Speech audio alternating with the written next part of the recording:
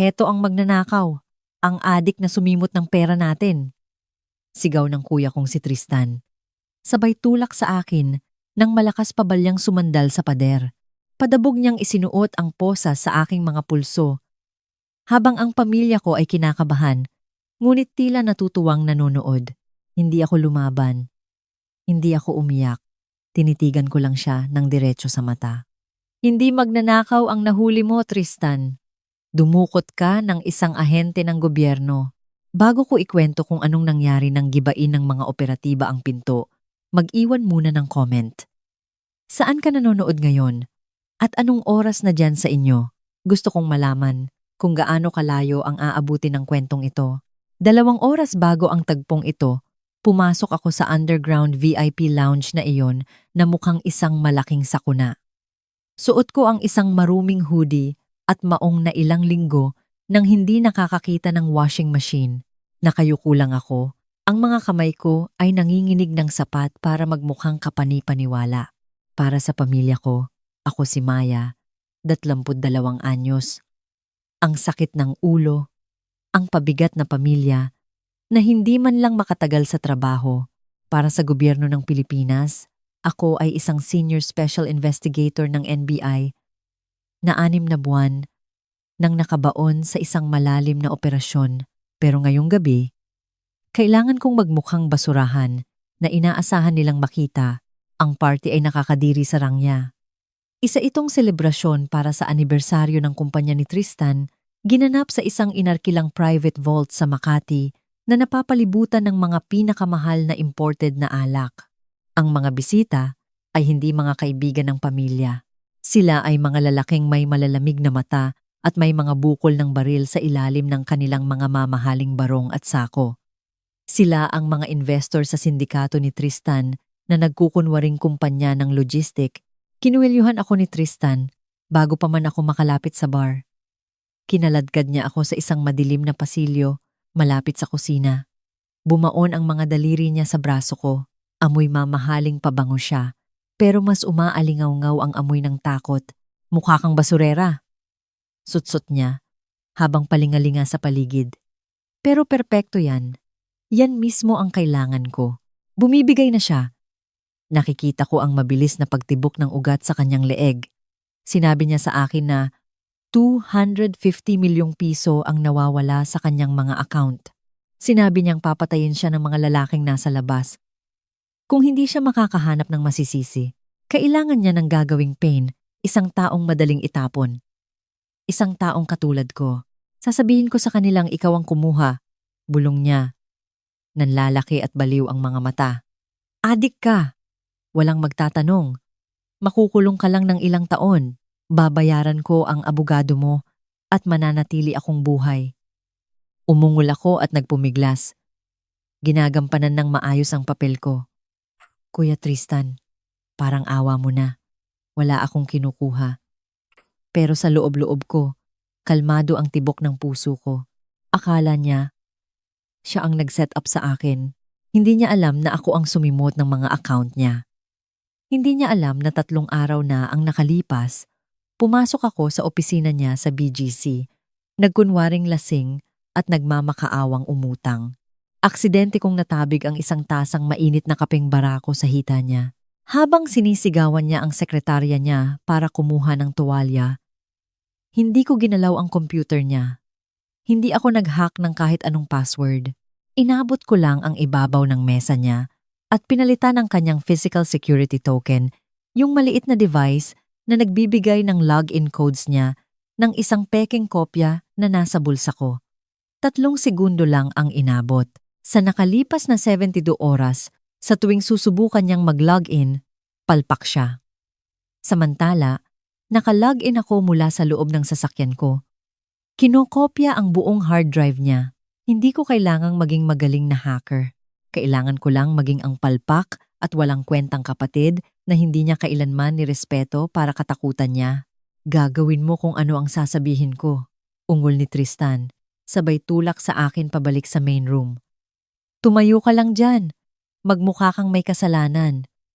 At kapag tumawag ako ng pulis, itikom mo ang bibig mo. Hinayaan ko siyang itulak ako. Hinayaan kong ibaon niya ang mga daliri niya sa balikat ko. Labag ito sa lahat ng inaral ko sa NBI Academy na hayaang hawakan ka ng target mo. Ang instinct mo dapat ay umatake at mag-neutralize. Pero may natutunan ako tungkol sa mga lalaking katulad ni Tristan.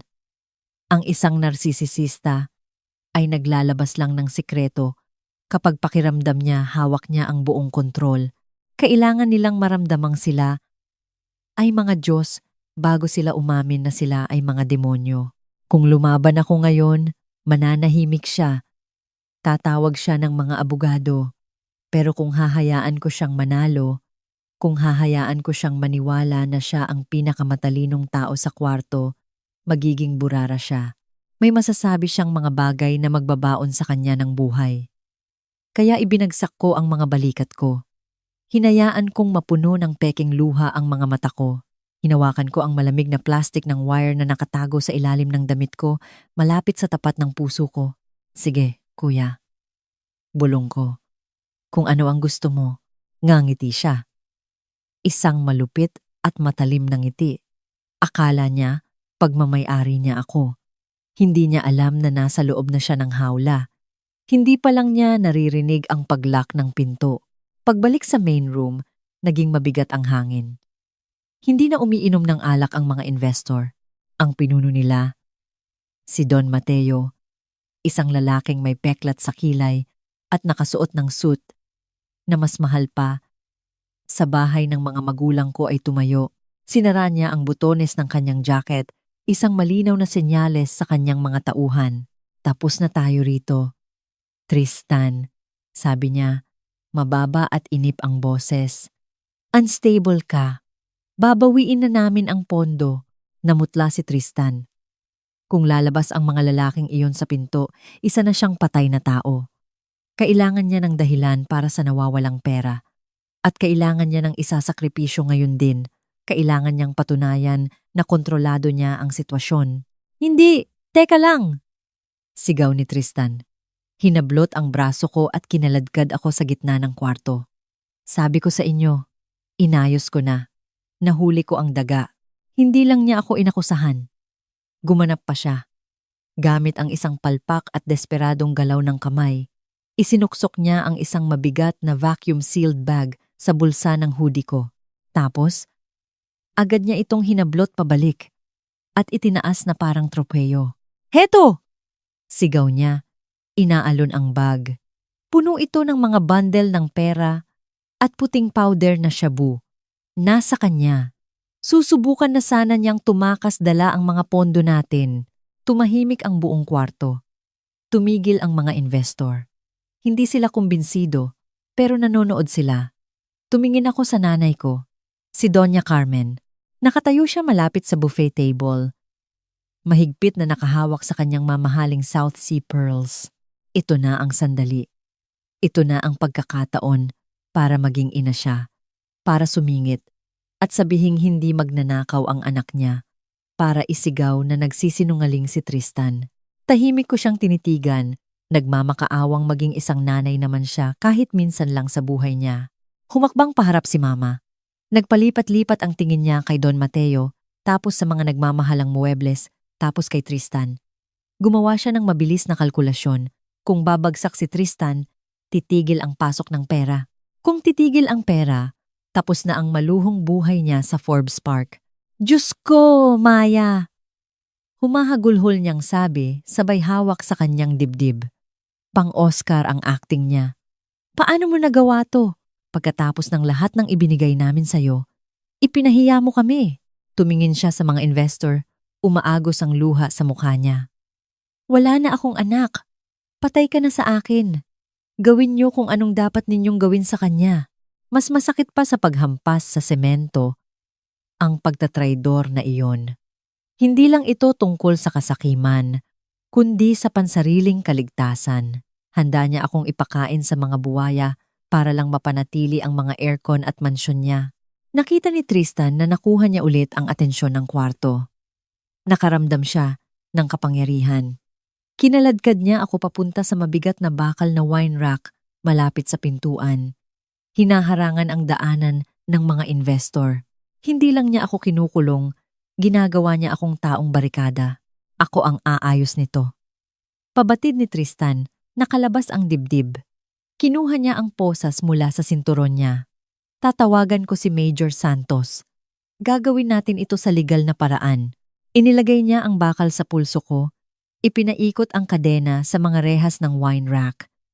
Bumaon ang bakal sa balat ko. Kinasan niya ang lock. Umupo ka dyan at pag-isipan mo ang ginawa mo. Nandura siya. At tumama ang laway sa pisngi ko. Kinuha niya ang cellphone niya. Ang hinlalaki niya ay nakahanda na sa kontak ng bayaran niyang pulis. Gumisi siya sa akin.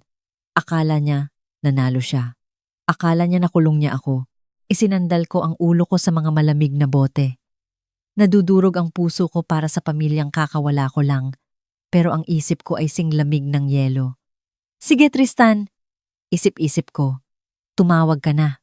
Pinindot ni Tristan ang speaker button sa telepono niya at itinaas ito na parang isang banal na relikya. Umalingaw-ngaw ang dial tone sa tahimik na kwarto. Isang tunog na parang countdown. Tumingin siya kay Don Mateo, nakangiti ng may desperado at pinagpapawisang kumpiyansa. Panoorin niyo to, sabi ni Tristan. Humihingal ang dibdib. Isang tawag lang. Tapos ang problema. Sumagot ang kabilang linya. Santos? Maangas na boses ni Tristan. Umaalingaw-ngaw sa mga konkretong pader. Dalhin mo ang patrol car sa loading bay sa likod. Nahuli ko ang daga. Nakaposas na siya at handa nang dalhin sa presinto. Gawin mong tahimik. Pinanood ko siya. Pinanood ko kung paano bumaon ang mga daliri niya sa phone case. Kung paano niya dinilaan ang mga labi niya. Naghihintay ng sagot na magliligtas sa buhay niya. Inaasahan niyang sasabihin ni Santos, ang alaga niyang pulis, napapunta na, boss. Inaasahan niyang mangyayari nang perpekto ang script na binuo niya sa isip niya. Pero ang boses na lumabas mula sa speaker ay hindi ang magaspang na boses ni Santos. Ito ay malinaw, kalmado, at napaka-propesyonal. Hindi makakasagot si Santos sa telepono ngayon, sabi ng boses. Nakaposas siya ngayon sa likod ng surveillance van ko. Ang katahimikang sumunod ay sapat na para dumurog ng buto. Nanigas si Tristan. Ang ngiti niya ay nangisay. Naiwang nakabitin sa pagitan ng kayabangan at pagkalito. Tiningnan niya ang telepono na parang kinagat siya nito. Sino to? Utos ni Tristan. Nanginginig ang boses. Ibigay mo kay Santos. Hindi ito nakakatawa. Ako si NBI Director Mendoza. Sagot ng boses. At mas lalong lumamig ang tono nito. At naka-broadcast ka ngayon sa isang federal at NBI tactical frequency. Mabilis na tumayo si Don Mateo. Sobrang lakas ng pag-urong ng silya niya, kaya kumaskas ito ng maingay sa sahig na bato. Sabay-sabay nilang naamoy na isa itong patibong. Sa unang pagkakataon ngayong gabi, tiningnan ako ni Tristan. Hindi niya nakita ang adik na kapatid. Hindi niya nakita ang pabigat. Nakita niya kung paano ako nakatayo. Hindi na ako nakayuko. Tuwid na ang mga balikat ko. Wala na ang mga luha, napalitan ng isang tingin na walang emosyon at matalim. Inilapit ko ang ulo ko. Nagsasalita ng malinaw, patungo sa teleponong hawak niya. Asset secure? Director Mendoza, sabi ko. Ang boses ko ay hindi na ang maawaing unggol na ginamit ko kanina. Ito ang boses ng naguutos. Nandito ang lahat ng target. Nandito ang pinuno at ang mga financier. Nabitawan ni Tristan ang telepono. Kumalabog ito sa lamesa. Pero hindi naputol ang linya. Maya, bulong niya. Anong ginawa mo? Wala akong ginawa, Kuya Tristan. Sabi ko. Sinusubukan ang tibay ng posas laban sa wine rack. Ikaw ang gumawa ng lahat. Ikaw ang tumawag sa amin dito. Ikaw ang nagbigay sa amin ng ebidensya. Ikaw pa nga ang tumawag ng backup para sa akin. Nagkukumahog na ngayon ang mga investor. Kinakapa ang mga baril nila. Naghahanap ng back exit na hindi naman nag-exist. Ramdam na ramdam ang paniking sa kwarto. Isang matalim na lasa ng bakal sa hangin. Umatras si Tristan palayo sa akin. Umiiling. Habang gumuho ang realidad niya sa mismong harapin niya. Hindi. Utal niya. Isa kang palpak. Wala kang kwenta. Kausap mo si Senior Special Investigator Maya. Pagwawasto ko sa kanya. At wala na kayong matatakbuhan. Tiningnan ko ang mabibigat na bakal na pinto ng kwarto. Director, sabi ko. Breach. Copy that. Sabi ng boses sa telepono. Breaching in. 3, 2. Tinakpan ni Tristan ang mga tainga niya. Dumapa ang mga investor. Tumili ang nanay ko. Bingi ang tunog ng pagpasok nila. Isang sabay-sabay na pagsabog na nagtanggal sa mabibigat na pinto mula sa mga bisagra nito. Umulan ng alikabok at kahoy habang pumasok ang mga nakaitim na operatiba ng NBI SWAT sa kwarto. Ang kanilang mga galaw ay tiyak at nakakatakot sa bilis. NBI, DAPA, mga kamay, sa ulo, hindi iyon isang labanan. Isa iyong pag-aresto, ang mga investor. Mga lalaking akala nila hindi sila pwedeng galawin ng batas, ay nasa sahig na sa loob ng ilang segundo. Nakaposas gamit ang zip ties at wala ng palag. Amoy pulbura at kuryente ang hangin. Hindi tumakbo si Tristan. Hindi niya kaya. Nakatayo lang siyang nanigas. Ang mga mata niya ay nagpapalipat-lipat sa kwarto habang gumuho ang mundo niya. Nakita niya ang mga pulang laser na sumasayaw sa dibdib niya. Nakita niya ang mga badge. Nakita niya ang realidad na matagal na niyang itinatanggi. Isang pagkakamali to. Sigaw ni Tristan. Matinis ang boses niya. Siya ang may gawa nito. Siya ang magnanakaw. Hulihin niyo siya. Itinuro niya ako gamit ang nanginginig na daliri. Nakakadena pa rin sa wine rack. Nag-set up ang adik na yan. Kapkapan niyo ang mga bulsa niya. Nasa kanya ang ebidensya. Ang kapitan ng SWAT team. Isang lalaking nakasama ko sa operasyon sa 3 iba't ibang bansa ay nilagpasan si Tristan na hindi man lang siya tiningnan. Ibinalik niya ang baril niya sa holster at nilapitan ako. Agent, sabi niya, may paggalang ang tono. Pasensya na sa delay. Traffic sa EDSA? Kumuha siya ng susi mula sa vest niya at inunlock ang posas ko. Nahulog ang bakal. Kumalabog sa sahig na bato. Hinimas ko ang mga pulso ko. Nararamdaman ang pagbalik ng dugo sa mga kamay ko. Walang anuman, Captain. Sabi ko. Asset containment ang priority. Inabot ng team leader ang badge at service firearm ko na kinuha mula sa lockbox ng surveillance van. Ikinabit ko ang badge sa sinturon ko at tiningnan ang baril. Pamilyar at nagpapakalma ang bigat nito. Humarap ako kay Tristan. Nakanganga siya sa akin. Bumubuka at sumasara ang bibig niya na parang isdang nakawit. Agent? Bulong niya. Isa ka lang clerk ka? 12 taon na akong hindi clerk, Tristan. Sabi ko, nanlulusot ang boses ko sa ingay ng mga pag-aresto. Ako ang lead investigator ng task force na kakabuwag lang ng buong operasyon mo. Naglakad ako papunta sa lamesa kung saan niya ibinagsak ang evidence bag, yung isinuksok niya sa bulsa ko kanina. Pinulot ko ito. Nilagay mo to sa akin dahil akala mo mahina ako. Sabi ko, itinataas ang bag. Akala mo isa akong adik na hindi makakalaban. Pero hindi lang ito droga, di ba? Pinunit ko ang bag. Sa loob, kasama ng pera, ay isang itim na leather na ledger. Ito ang payout schedule. Sabi ko, binubuksan ito sa isang random na pahina. Mga petsa, halaga, pangalan, bawat maruming piso na nilinis mo para sa sindikato. Na-verify na ng digital clone na ginawa ko mula sa server mo 3 araw na ang nakalipas. Napaluhod si Tristan. Nawala ang lahat ng tapang niya. Mukha siyang maliit, kaawa-awa. Isang batang nahuling naglalaro ng posporo habang nasusunog ang bahay sa paligid niya. Aayusin ko to, utal niya, nakatingin sa akin ng may luhang mga mata. Maya, parang awa mo na. Kuya mo ako. Sabihin mo sa kanila na pagkakamali lang to. Sabihin mo undercover ako. Undercover. Tumawa ako ng matalim. Hindi ka undercover, Tristan. Under surveillance ka. Tumango ako sa team leader. Ilabas na yan. Habang kinakaladkad si Tristan ng mga ahente, sumigaw siya kay Mama. at napansin niya ang leather na bag sa lamesa. Mama! Ang bag! Sunugin mo! Sirain mo yan! Sumugod si Doña Carmen. Hinablot ang ebidensya at itinapon ito sa malaking decorative firebowl sa gitna ng kwarto na may umaapoy na uling. Mabilis nagliyab ang leather, umalon, nangitim, at naglaho ang mga pahina. Tumawa ng parang baliw si Tristan, nakaramdam ng panalo. Wala na! Wala na kayong ebidensya. Pinigilan ko ang team leader gamit ang kamay ko. Hayaan yung masunog. Humarap si Mama. May uling ang mamahaling damit. Palaban pa rin ang tingin. Wala kayong patunay. Salita niya laban sa salita mo. Hindi ako kumurap. Sa tingin niyo dadalhin ko ang orihinal na ledger sa isang party? Isa iyong tig 50 pesos na notebook mula sa palengke. Fake yun.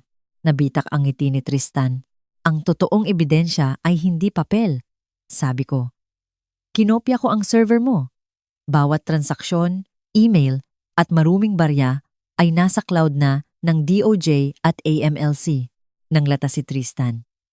Tapos hinarap ko ang nanay ko. At katatapos mo lang gawin ang pinakamalaking pagkakamali sa buhay mo. Pinoprotektahan ko lang ang pamilya ko. Bulong niya. Hindi, sinisira mo ang isang ebidensya sa isang investigasyon ng gobyerno, sabi ko. At ngayon damay ka na. Sa ilalim ng AMLA at obstruction of justice, liable ka.